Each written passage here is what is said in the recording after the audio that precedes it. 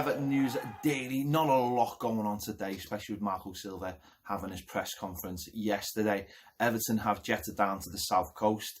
Quite literally, they took a plane from Liverpool Airport to Southampton Airport for tomorrow's game. So they'll will have got there very, very quick without any issues, and which is good. Marco Silva has said that his players are united and has told them to keep fighting for what is best for Everton Football Club.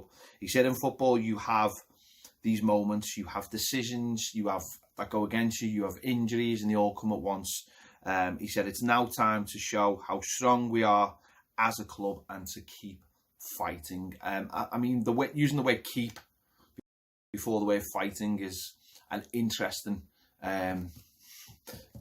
thing to say. A lot of fans will say they haven't really been fighting for the club or each other after what happened last week, but he sent out the rallying call.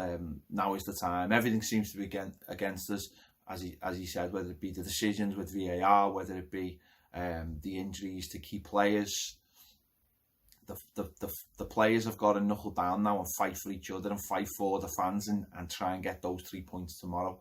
And I think as far as he's concerned, you know, if Everton can get 3 points, that'll be massive. But the very, very, very, very least is if Everton put in a performance and try and look like they're grinding something out for the fans, you know, then at least there's something. But I mean, it's got to be 3 points, hasn't it? We really, really need 3 points with the situation at the moment. One of those players who will hope to be fighting is Tosun, and he's actually said he keeps fighting. He's been fighting and training for his position and has had faith that he'll get a chance. He believes that what happened last week coming off the bench was a testament to his hard work.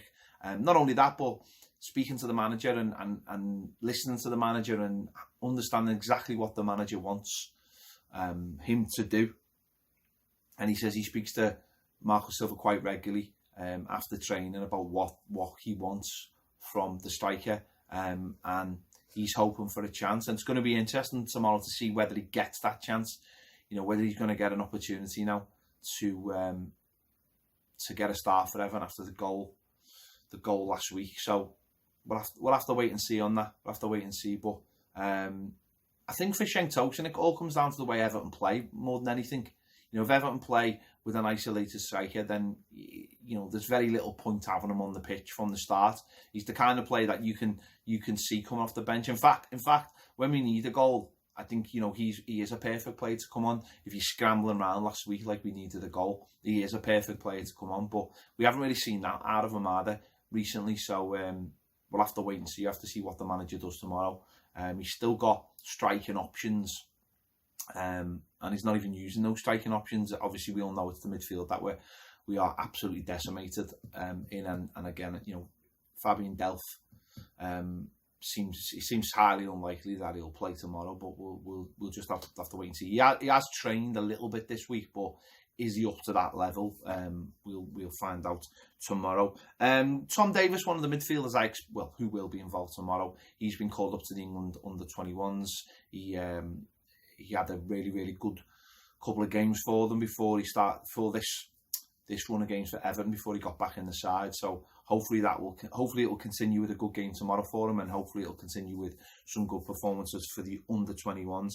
And finally, Andy Gray has sort of had a say on the managerial situation and Mikel Arteta that some fans have mooted as a possible long-term successor. And he said he's the man Everton should go for in the summer. He said the fact that Man City have brought in Van Bronckhorst to the club suggests that he is the person they want to replace Pep Guardiola with, you know, long term. And Mikel Arteta would just be the perfect person to come at Everton. Obviously being a player at Everton, obviously being a really good student of the game under Arsene Wenger, and now being an assistant coach to Pep Guardiola.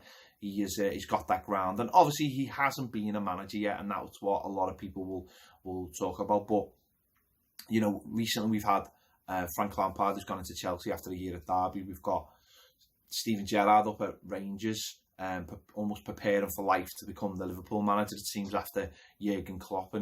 And I suppose the worry for someone like Mikel Arteta is if you wanted him to go somewhere first to be the manager and he did a really good job, then other clubs might start looking at him. So that's what Andy Gray thinks anyway. Where, you know, what are your thoughts? Let me know in the comments. Make sure to check out the match preview if you haven't already. The Starting 11 show is available now, and a host more shows if you're on Patreon as well. If you're not on Patreon, the link is in the description. Thanks for watching Toffee TV. I'll see you later.